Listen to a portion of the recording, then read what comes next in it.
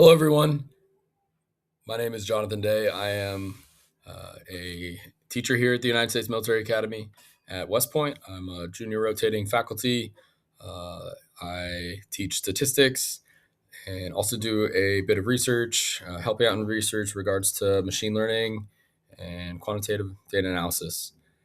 What I'm here to do today for you all is demonstrate how one of the apps that we have created, MedScrape, and AI assisted lit review functions.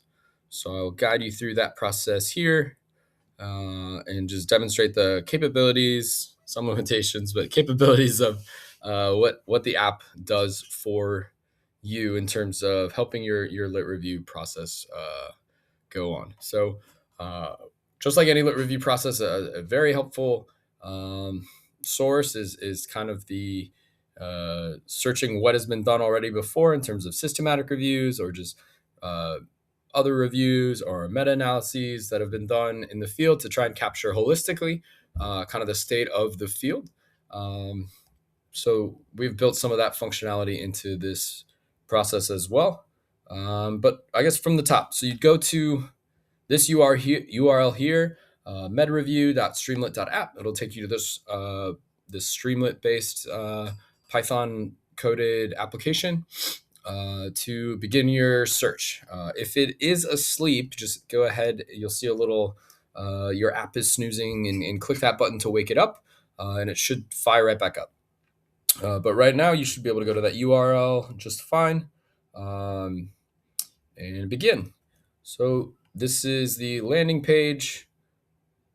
You will see a toolbar here on your left and the kind of body for where any outputs and further analysis will show.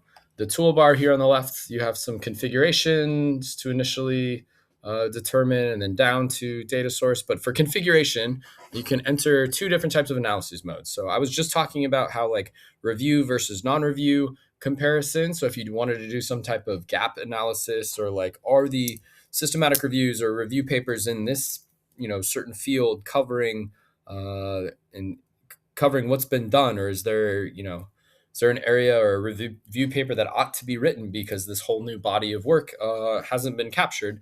That is really what the gap analysis and this review versus non-review comparison would get after. But I think primarily you'd want to go for the single search where all papers will be treated the same and be used in the cluster comparison altogether. So we'll stay on that one as I go through this example with you to start. The next one you will, or the next task to determine is, do you already have like a data source? Like, have you already gone to, through your institution's search system or any other type of, if there's like Research Rabbit or any other type of, paper searching tool to do a lit review? Do you already have a list of sources? If you do, then you can upload basically that database of your sources. It just needs to have a title, abstract, authors, journal, and then year associated to it. But if you don't, that's okay. That's like what a healthy chunk of this tool is devoted to is literally scraping PubMed to help you figure out all of those articles. So in order to do that, the Python application or the package is called bioentrez. It's going to ping PubMed's database. Requires you to put like your email. So this isn't like signing your life away or anything or agreeing to anything. This is just like basically like endpoint user trying to access PubMed. Totally fine. You just put your whatever email you have there to reference. All right, search parameters. So there's only a couple of them. We're gonna just look at this century, I guess. For the first 26 years is kind of what it defaults to. I think I'm okay leaving that there for now. But you can, sure enough, if you wanted to look up, very niche, what were they doing for a certain type of study in the 80s for this type of cancer research or whatever, like you would be able to narrow it down by year. So I think there is some good utility there if you would want to go into a more granular part, temporally in your research. Next, you go to query builder. So this is where you got to take some time to think about what are you actually wanting to concatenate together, or include or exclude, or both. So there is a little explanation here on how to create these groups for the query building logic, and it's hopefully as straightforward as it can be. Anything that you put in a group is going to be like artificial intelligence or AI or machine learning. Like if I put all of those together, um, that group is all going to be pinged as an OR block. So let's look, for instance, for our example, I want to see nutrition in AI, and how that combined entity has been researched for these 26 years, this century. So if I wanted to do that, I might put just artificial intelligence. I can spell, and then however shorthand, right? We all just say AI instead. So then if you go down to the final query after pressing enter, you'll see that it's artificial intelligence or AI. And notice that you'll see title and abstract. And I guess I forgot to mention that. So the search field, you can search in this query logic just title and abstract. You could search for like medical subject headings for like very precise searches, like these mesh terms, or you could do all fields. So, I mean, let's see, we'll just cast maybe a very wide net for like all fields. Where this could be in any type of, if artificial intelligence or AI is in any type of like metadata associated with that DOI listing in the PubMed database, like then it'll get included. So let's do that. I think that's a route we can go down right now. Next, you just saw I clicked add group. So now I clicked add group, and it'll auto default to just doing and. So that's that built-in logic of artificial intelligence or AI all as one group, but then and whatever I'm going to put in next. So let's put in nutrition. And so now you'll see the final query listed is going to be artificial intelligence in all fields, or AI in all fields, and then nutrition in all fields.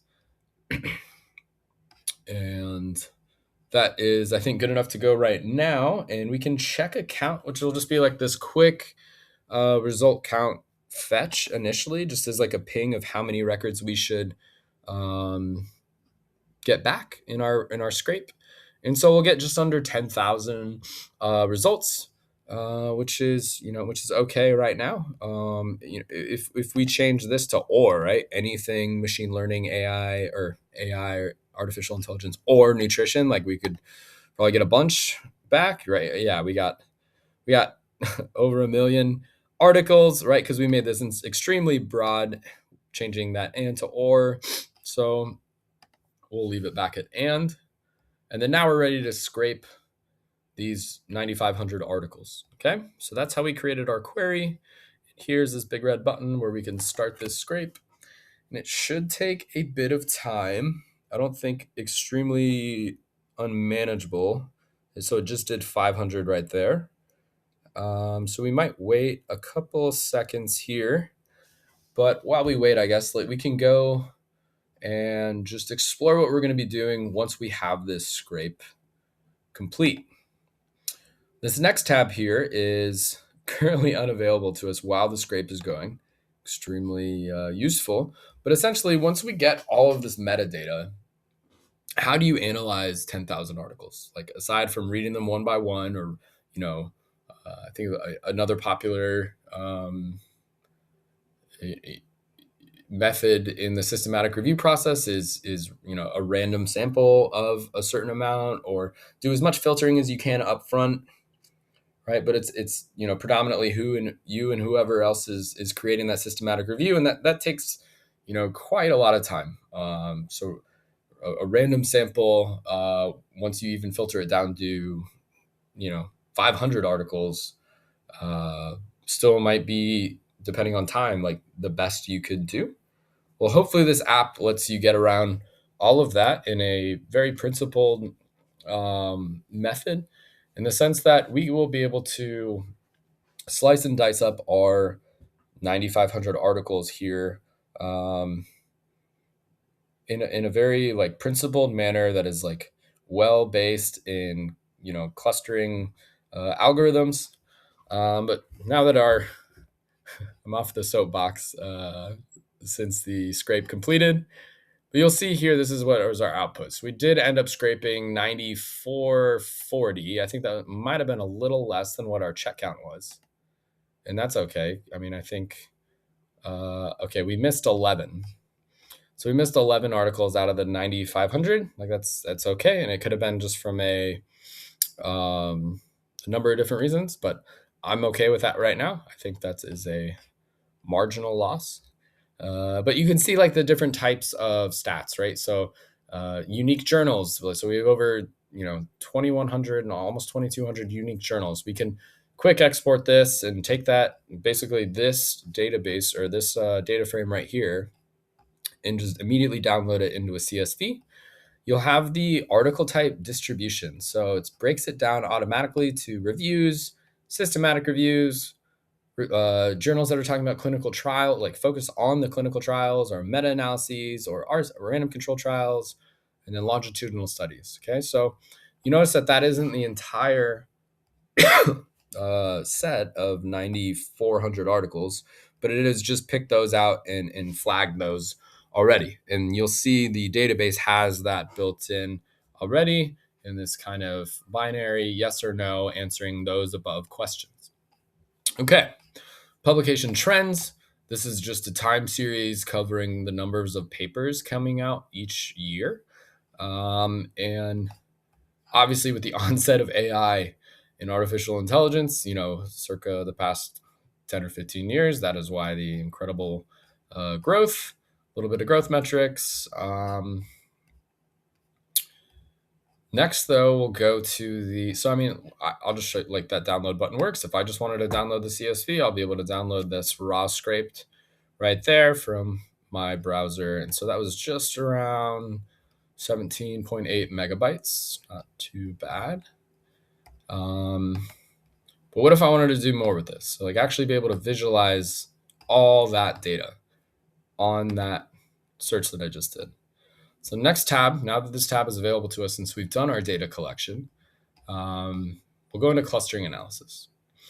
So clustering analysis is essentially broken up into 3 parts. You need to figure out for a way to essentially take all that text and convert it into quantitative metrics for the computer to be able to sort through. And that, in essence, is the basis of how natural language processing, all the LLMs that we see today, Claude and ChatGPT and others are using. So this is like a lightweight method. This one is called term frequency inverse document frequency. This is the one that I highly recommend you just stick with for now. The other ones are for very kind of niche cases. Like if we go to doc2vec, if I wanted semantic meaning, it's going to take a little bit longer because not just counting this term frequency. So not just counting the number of words, but just take it my word for it right now. Just stick to TF-IDF for 90% of what you want to do. You can look up these other 2 methods. They do run. They just take a little bit longer and haven't been as tried and true as TF-IDF, I think, for most purposes. So once you've taken all that text and generated a whole bunch of quantitative basically measures to that specific journal, you need to cluster. So the computer is able to cluster because now we have some type of embeddings created. In the clustering, you can look up these other 3 methods. I think K-Means is a very standard. I think most folks have, if they've heard about machine learning a little bit, or if they've delved into it, K-Means is usually one of the first kind of unsupervised machine learning algorithms. So K-Means is just however many clusters I want to chop up my data into. So it defaults to 8, but we can easily make that 5 or 6 or all the way up to 20. We'll go with 5 for now. So I'm going to take those 9,500 articles, and I'm going to cluster them. So I'm going to put a label 1 through 5 on all 9,500 of those clusters, or journal articles rather. And then finally, in order to be able to see that, we are going to do this dimension reduction technique, highly utilized for visualization and other things. But we are going to be able to visualize this using PCA, principal component analysis. There are other methods as well. Again, kind of like the other options, please, by all means, go investigate them. But for the purposes of this demonstration, I'm going to stick with TF-IDF, K-Means, and PCA right now. So those are the 3 things you need. I have a little quick recommendations for if you wanted to, try different combinations of different aspects. Here's my recommendations. After that, we'll hit run clustering, and this might take a little bit of time. 9,500 articles is definitely significant. It's not massive, but it's assigning a cluster number to each one of those articles and doing a whole bunch of way more advanced math than the purpose of this video is for. But eventually, what we want at the end of the day is we want a 2D visualization that's a representation of how similar or dissimilar all of these articles are. And so it completed it. We'll see it at the bottom. So these are all 9,500 clusters, or 9,500 articles broken up into these 5 clusters, 1, 2, 3, 4, 5. And you'll be able to highlight and tooltip over each one. Not that you would necessarily want to in this view. And there is a full screen auto scale, zoom in, zoom out method. If I wanted to find a very specific one, probably not the best way to go searching article by article here, but just mainly for a macro visualization scale, you can see what these clusters are doing. And so you can see the clusters broken 0 through 4, starting at 0 up through, for my 5 clusters, 0, 1, 2, 3, 4, and then cluster summaries at the bottom. So these cluster summaries, I have 430 papers broken up into density, lipoprotein. This is just a top keyword taken by cluster. And here's a brief synopsis of the most central paper. So a major improvement reducing low density or LDL cholesterol has been achieved with 3-hydroxy. On the other hand, while I reduce high density lipoprotein. So how does this relate to AI necessarily? I'm not really seeing it right here, but you can see key terms that are discovered here is HDL cholesterol, lipoprotein, those other complicated words, density lipoprotein, and lipids. So that's by cluster, kind of an explanation. And then these are the most representative papers of those clusters. So closest to what's called the centroid, the central location of that cluster. Next, we have patients and intake. Children study AI, dietary, group age risks associated. So maybe more like a clinical focus or for nutrition. Again, I am definitely not a medical expert at all in any way, shape, or form. I'm showing you this app and the different insights that you could glean for any field and based on whatever query you want to create, as long as it is in PubMed. Cluster 2, cells, so like cellular level, types of analyses, this 95 confidence interval. Interesting that I would not want 95 confidence interval seeming twice, because it seems it broke up the 95, then the confidence interval. Okay. Again, this is just for a demonstration. It's by no means foolproof. But then here we got